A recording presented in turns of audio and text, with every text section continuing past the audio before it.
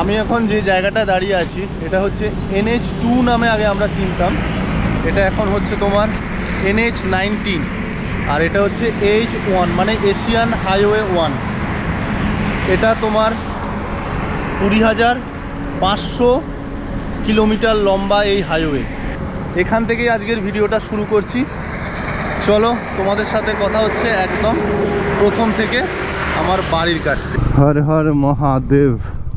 Good morning সবাইকে, আর একটা নতুন ভিডিওতে তোমাদের সবাইকে স্বাগতম। 24,000 কিলোমিটার পর আজকে ডমরুকে নিয়ে 6th সার্ভিস করতে যাচ্ছি, 6 নম্বর সার্ভিস। আর আমার এদিকে রয়েছে, আমার ডান দিকে আমাদের হরিপাল স্টেশন।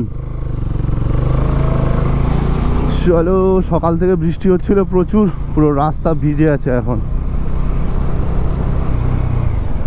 এই কুত্তার বাচ্চা, এবার এখন যাওয়ার সময়টা বৃষ্টি না হলেই হয়। হালকা হালকা বৃষ্টি পড়ছে, পুরো কাঁচের মধ্যে জলটা পড়ছে, ভাইজারে হালকা হালকা জল আছে।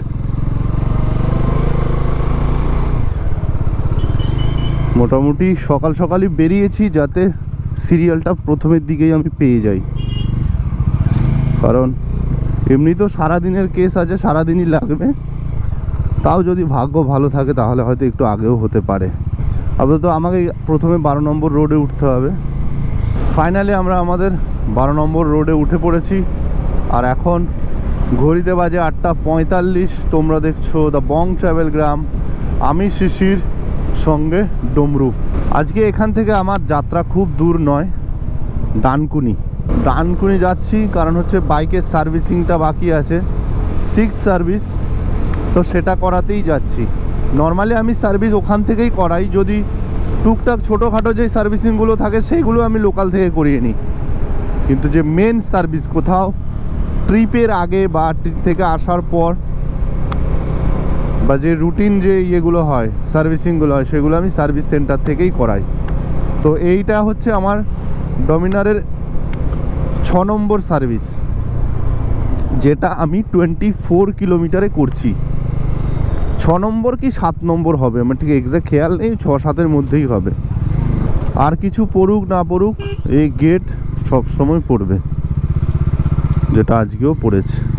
তো এখন সার্ভিসিং দরকার না থাকা সত্ত্বেও আমি সার্ভিস করাতে যাচ্ছি, তার একটাই কারণ, সেটা হচ্ছে সামনে একটা প্রায় লম্বা ট্রিপ রয়েছে, যেটা প্রায় 4,500 কিলোমিটারের। তো সেটার জন্যই আজকে সার্ভিসিংয়ে যাওয়া, কারণ যেটা তোমার ম্যান্ডেটারি কোনো ট্রিপের আগে। যেহেতু আমি বাইক রাইড করি, সেক্ষেত্রে আমার বাইকটা ঠিক থাকা অনেক বেশি জরুরি। তো চলো আমি তোমাদের দেখাচ্ছি এই ট্রিপে, আমি মানে এই ভিডিওতে যে কি জিনিস চেঞ্জ করতে হচ্ছে। বেসিক্যালি তেমন কিছু চেঞ্জ করতে হবে বলে মনে হয় না, আমি শুধু মোবিলটা চেঞ্জ করব, এর সাথে সাথে তোমার air filter, Mobil filter, brake shoe, তারপর হচ্ছে ক্লাচের এই তারটা চেঞ্জ করব, এইগুলো হয়তো চেঞ্জ করতে হবে। ব্রেক শু হয়তো নাও চেঞ্জ করতে হতে পারে, তাও যদি চেঞ্জ করতে হয় তাহলে চেঞ্জ করব। তো এবার তোমরা আমাকে গেস করে জানাও যে ওই ট্রিপটা কোথায় হতে চলেছে। আজ ওয়েদারটা কিন্তু ঠান্ডা হয়ে আছে প্রচুর, মানে রীতিমতো সোয়েটার গায়ে দিতে হবে, এরকম ঠান্ডা পড়েছে। সকাল থেকে বৃষ্টি হচ্ছিল, ওই জন্য হালকা হালকা ঠান্ডাটাও রয়েছে। এবার সামনে দাঁড়িয়ে ফুয়েল আপ করাতে হবে, কারণ একটা ট্রিপে এই ছোটো ছোটো জিনিসগুলো কিন্তু খুবই দরকারি। এই যে তোমার এই ব্রেক শু চেক করা, তারপর তোমার air filter, Mobil filter, clutch, এই জিনিসগুলো, ব্রেক, এই জিনিসগুলো অনেক বেশি দরকারি, প্রয়োজনীয়। এগুলো করতেই হবে, মানে তুমি যে কোনো রাইডেই যাও, সে ছোটো হোক, 100 কিলোমিটারের হোক আর 1000 কিলোমিটারের হোক, কারণ চেক করিয়ে নিলে ওখানে গিয়ে তোমাকে কোনো প্রবলেমে পড়তে হবে না বলাটা পুরো প্রবলেম হতেই পারে, কিন্তু বাট তুমি মেন্টালি অনেকটা বেশি রিল্যাক্স থাকবে, কারণ বাইকের মেনটেনেন্সের ওপরেই বাইকের পারফরমেন্সটা ডিপেন্ড করে। So you have to maintain your bike. আজকে স্যাটারডে 21 মার্চ, ছুটি রয়েছে, আজকে ঈদের ছুটি আছে, তো ওই জন্যই ভাবলাম, সার্ভিস সেন্টার বললো খোলা আছে, ওই জন্য ভাবলাম করিয়ে নিই। এরপর আর টাইম হবে কি না ডাউট আছে, তো ওই জন্য রিস্ক নিলাম না, এটা আগে মেন, যেহেতু আমি এটা আগে করিয়ে নিই। কারণ আমাদের ট্রিপ একদমই কাছে চলে এসছে, সেক্ষেত্রে আমি আর রিস্ক নিচ্ছি না। কারণ বাইক একবার সার্ভিসিং করানোর পরেও ছোট ছোট অনেক কাজ থাকে যেগুলো করতে হয়, তো আমি মেন যে কাজটা সেটা আগে সেরে নিই, তারপর ছোটোখাটো যে ইয়েগুলো প্রবলেমগুলো থাকে সেগুলো আমি পরে এসে আমি লোকাল থেকেই সারিয়ে নিতে পারবো। আরেকটা জিনিস আমি বলতে ভুলে গেছি, সেটা হচ্ছে তোমার চেনটা কিন্তু প্রচুর ভাইটাল জিনিস। চেনে লিউপ করা, চেনটা ঠিক ড্রাই হয়ে গেছে কিনা এগুলো চেক করা, তারপর চেনের তুমি ভালো মতো টাইট আছে কিনা এগুলো চেক করাটা কিন্তু খুব নেসেসারি একটা লং ট্রিপে। চলো আপাতত ফুয়েল আপ করাই, আজকে এখান থেকেই ভরাবো। কোথা থেকে ভরাবো আমি কনফিউজ হয়ে যাচ্ছি। ওয়াজেপুরের ওটা একজন বলছে ওইটা ভালো না, সিঙ্গুরের ওটাও বলছে একজন ভালো না, দেখি আজকে এটা থেকেই ভরাই। এখানে আসবো ও,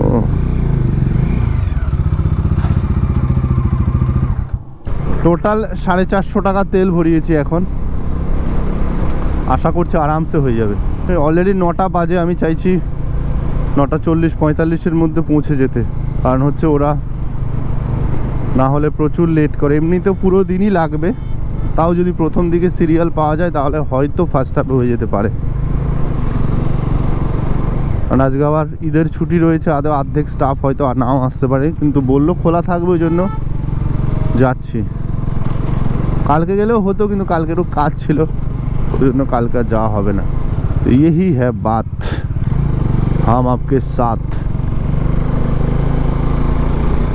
বৃষ্টি পড়ছে হালকা হালকা, বৃষ্টি শুরু হলো, ওই জন্য একটা জায়গা দেখে এবার একটু দাঁড়াতে হবে 2 মিনিটের জন্য।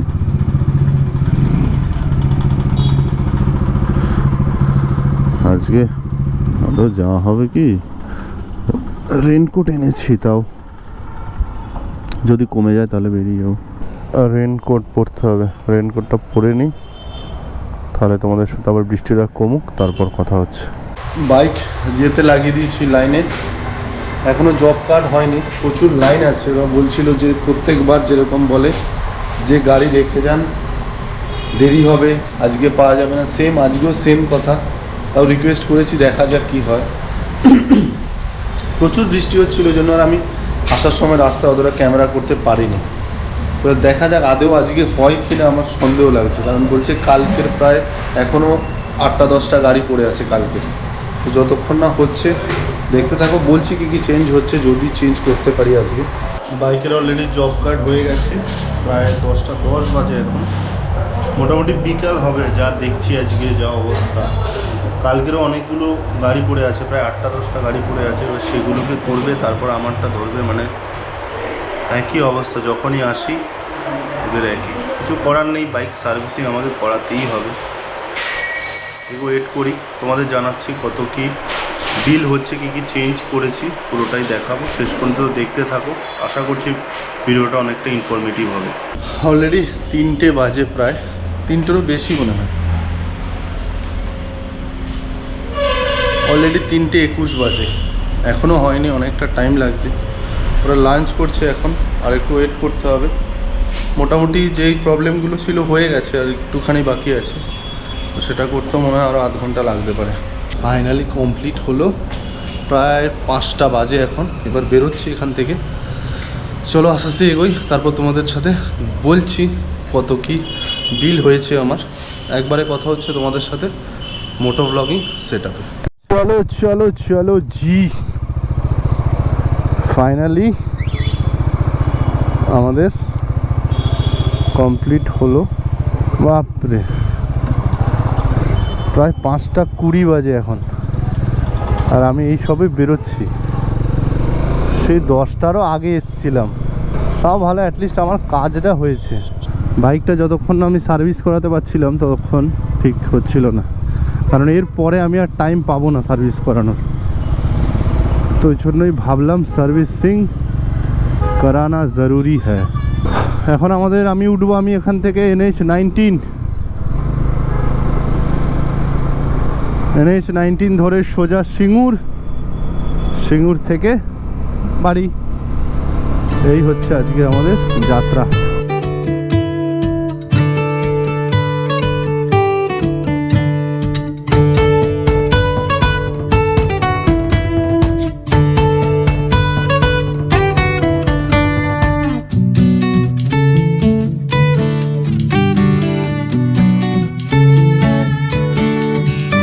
অনেক কিছু চেঞ্জ করিয়েছি বাইকে আজকে, মানে যেগুলো চেঞ্জ না করালেও হতো আবার থাকলেও হতো সেইগুলোকেও চেঞ্জ করিয়েছি। এ বাবা, এটা উপরে ওঠার রাস্তাটা কোনটা? ও, এটা দিয়ে ওঠাই যাবে না, এটা একদম টোলের আগেটাই মনে হয় উঠতে হবে। এখানে মাঝখান দিয়ে ঢোকার কোনো রাস্তা নেই। ফ্রন্ট রেয়ার দুটোরই নতুন ব্রেক প্যাড লাগানো হয়েছে, তো ওই জন্য একটু কম কাজ করছে দুটোই। তাই বেশি রিস্ক না নিয়ে আস্তে আস্তে যাই, আস্তে আস্তে ফ্রি হয়ে গেলে তখন আর প্রবলেম হবে না। প্রথমে কিছুক্ষণ একটু প্রবলেম হয় নতুন ব্রেক প্যাড লাগালে। আশা করছি পরে আর প্রবলেম হবে না।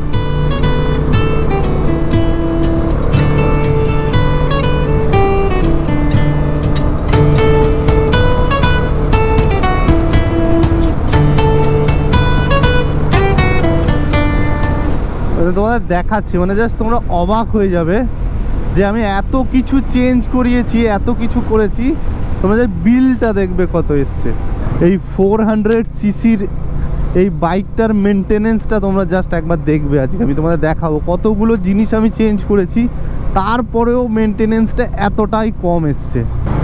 5:30 বেজে গেছে অলরেডি। তো রাস্তায় কোথাও একটা ফাঁকা জায়গা দেখে দাঁড়িয়ে তোমাদেরকে দেখাচ্ছি যে কত বিল হয়েছে, কারণ আর বেশি দেরি করলে অন্ধকার হয়ে যাবে। তো আলো থাকতে থাকতেই তোমাদেরকে দেখিয়ে দিই কত বিল হয়েছে।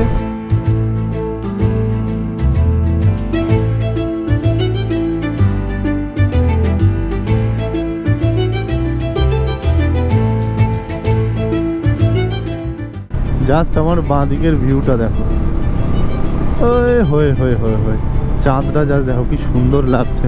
চাঁদ নয়, সরি, সূর্যটা অসাধারণ লাগছে।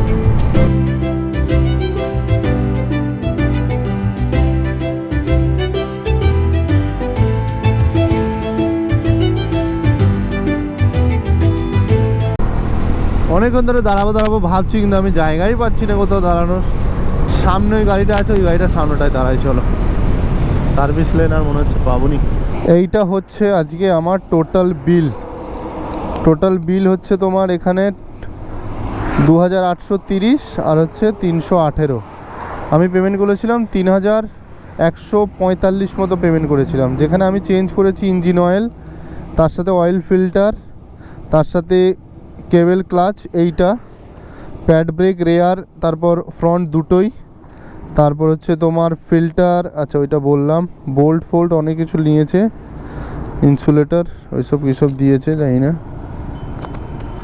তারপর হচ্ছে তোমার বাইকের ওয়াশ আর হচ্ছে চেন ওয়াশ, লুব্রিকেন্ট, এইসব এত কিছু জিনিস।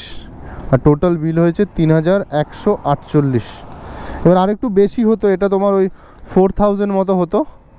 আমার যেটা হচ্ছে তোমার একটা করা ছিল, ওদের কার্ড করা ছিল, সেটার জন্য প্রত্যেকটা আইটেমের ওপরে 5% ডিসকাউন্ট ছিল। তার সাথে যেটা ওদের 750 যেটা লেবার চার্জ নেয়, ওইটা নেয়নি বলতে কি আমি আগে দিয়ে দিয়েছি, এখন সেটা কম পড়েছে। ব্যাস এই হচ্ছে আজকের ভিডিও। আমি এটাই বলছিলাম যে এত কিছু চেঞ্জ করার পরেও যে এটা মানে খুব রিজনেবল। তুমি মানে এমন নয় যে মেনটেন করা খুব বেশি টাফ হয়ে যাবে, এরকম কিন্তু নয়। কারণ এর থেকে আমিও দেখেছি অনেক ভিডিও বলো বা জানাশোনা অনেকজনের আছে, তাদের সার্ভিস কস্ট কিন্তু অনেক বেশি। সে মানে এই সেগমেন্টের এই সিসির বাইকে অন্য কোনো কোম্পানিতে তুমি যদি যাও তাদের মেনটেনেন্স কিন্তু অনেকটাই বেশি। এইটুকুই ছিল বলার। আর আজকের ভিডিও এই পর্যন্তই। যদি ভিডিওটা ভালো লেগে থাকে তাহলে অবশ্যই চ্যানেলটাকে সাবস্ক্রাইব করে দিও। দেখা হচ্ছে খুব শীঘ্রই বড় ভিডিও নিয়ে, পাহাড় নিয়ে। ততক্ষণ পর্যন্ত stay safe and be a responsible rider. Thank you so much.